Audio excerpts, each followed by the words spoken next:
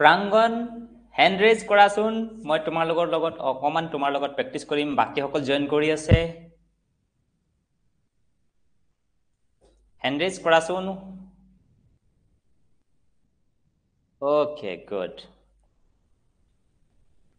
প্ৰাংগন কালি আমি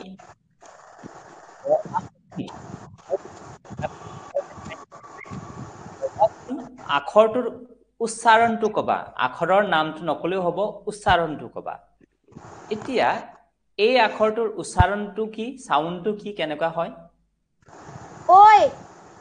ঐ গুড এইটো এ গুড এইটো অ গুড এইটো উ গুড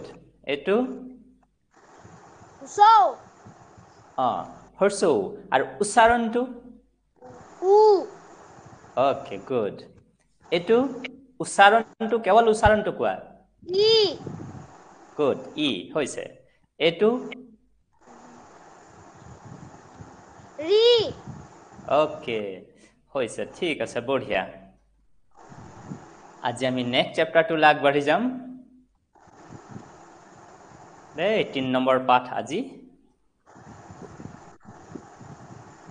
ঠিক আছে তুমি এটা থব পাৰিবা